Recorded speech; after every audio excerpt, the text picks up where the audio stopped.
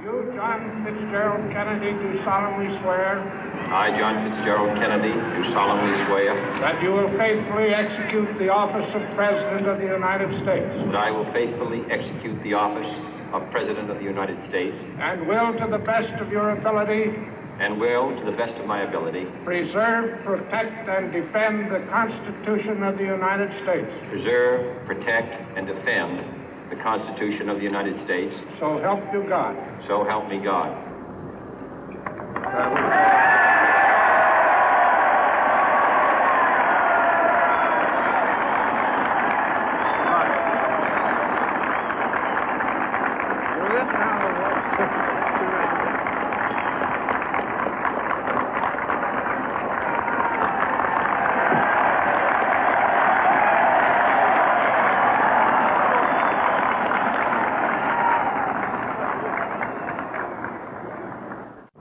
Vice President Johnson, Mr. Speaker, Mr. Chief Justice, President Eisenhower, Vice President Nixon, President Truman, Reverend clergy, fellow citizens. We observe today not a victory of party, but a celebration of freedom, symbolizing an end as well as a beginning, signifying renewal as well as change.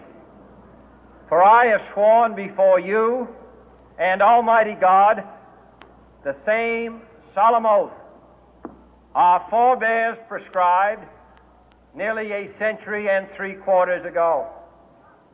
The world is very different now, for man holds in his mortal hands the power to abolish all forms of human poverty and all forms of human life. And yet the same revolutionary beliefs for which our forebears fought are still at issue around the globe. The belief that the rights of man come not from the generosity of the state, but from the hand of God. We dare not forget today that we are the heirs of that first revolution. Let the word go forth from this time and place to friend and foe alike that the torch has been passed to a new generation of Americans born in this century, tempered by war, disciplined by a hard and bitter peace, proud of our ancient heritage, and unwilling to witness or permit the slow undoing of those human rights to which this nation has always been committed and to which we are committed today at home and around the world.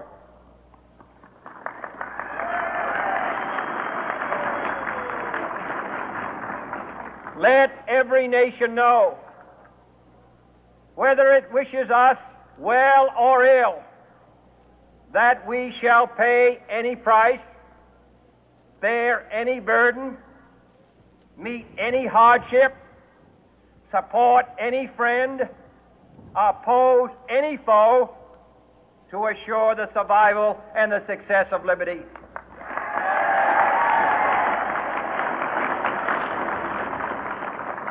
This much we pledge and more. To those old allies whose cultural and spiritual origins we share, we pledge the loyalty of faithful friends. United, there is little we cannot do in a host of cooperative ventures. Divided, there is little we can do, for we dare not meet a powerful challenge at odds and split asunder. To those new states whom we welcome to the ranks of the free, we pledge our word that one form of colonial control shall not have passed away, merely to be replaced by a far more iron tyranny. We shall not always expect to find them supporting our view, but we shall always hope to find them strongly supporting their own freedom, and to remember that in the past, those who foolishly sought power by riding the back of the tiger ended up inside.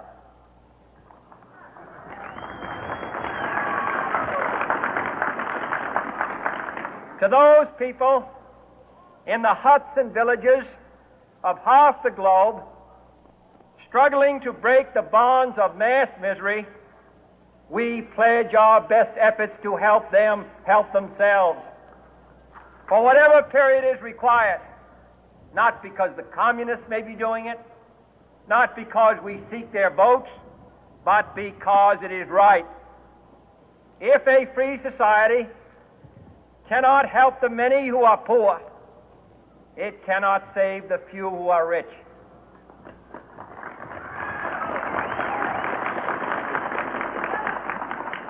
To our sister republics south of our border, we offer a special pledge to convert our good words into good deeds, in a new alliance for progress, to assist free men and free governments in casting off the chains of poverty.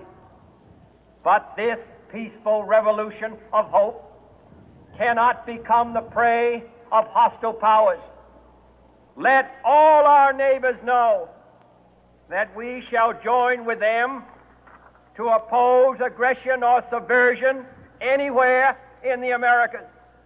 And let every other power know that this hemisphere intends to remain the master of its own house.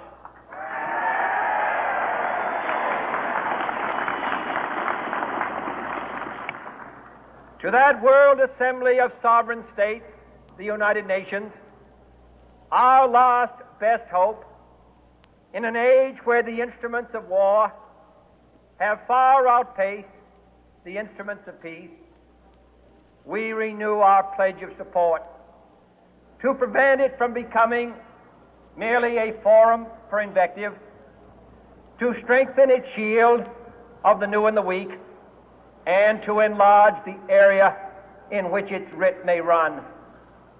Finally, to those nations who would make themselves our adversary, we offer not a pledge, but a request that both sides begin anew the quest for peace. Before the dark powers of destruction, unleashed by science, engulf all humanity in planned or accidental self-destruction, we dare not tempt them with weakness, for only when our arms are sufficient beyond doubt can we be certain beyond doubt that they will never be employed.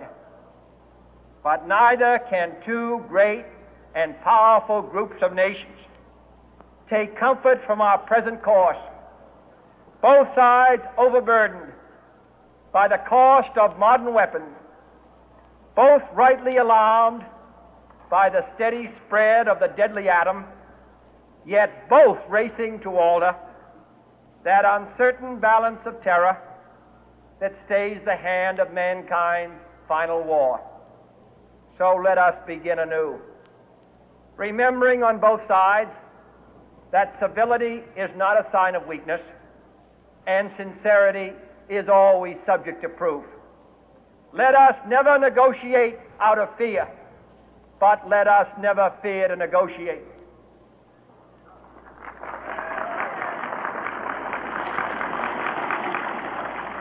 Let both sides explore what problems unite us, instead of belaboring those problems which divide us. Let both sides, for the first time, formulate serious and precise proposals for the inspection and control of arms, and bring the absolute power to destroy other nations under the absolute control of all nations.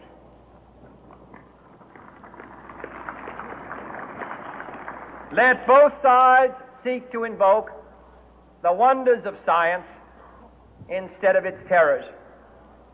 Together let us explore the stars, conquer the deserts, eradicate disease, tap the ocean depth, and encourage the arts and commerce. Let both sides unite to heed in all corners of the earth the command of Isaiah to undo the heavy burden and let the oppressed go free. And if a beachhead of cooperation may push back the jungle of suspicion, let both sides join in creating a new endeavor, not a new balance of power, but a new world of law, where the strong are just and the weak secure and the peace preserved. All this will not be finished in the first 100 days, nor will it be finished in the first 1,000 days, nor in the life of this administration, nor even perhaps in our lifetime on this planet. But let us begin.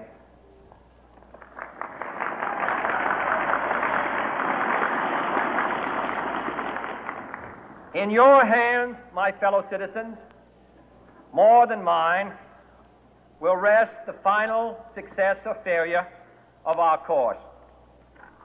Since this country was founded, each generation of Americans has been summoned to give testimony to its national loyalty. The graves of young Americans who answered the call to service surround the globe. Now the trumpet summons us again, not as a call to bear arms, though arms we need, not as a call to battle, though in battle we are, but a call to bear the burden of a long twilight struggle, year in and year out, rejoicing in hope, patient in tribulation, a struggle against the common enemies of man, tyranny, poverty, disease, and war itself. Can we forge against these enemies a grand and global alliance, north and south, east and west, that can assure a more fruitful life for all mankind? Will you join in that historic effort?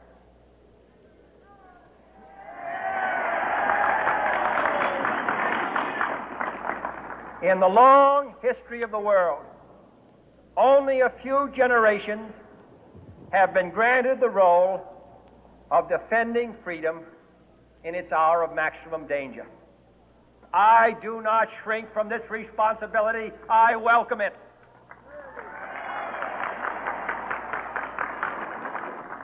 I do not believe that any of us would exchange places with any other people or any other generation. The energy, the faith, the devotion which we bring to this endeavor will light our country and all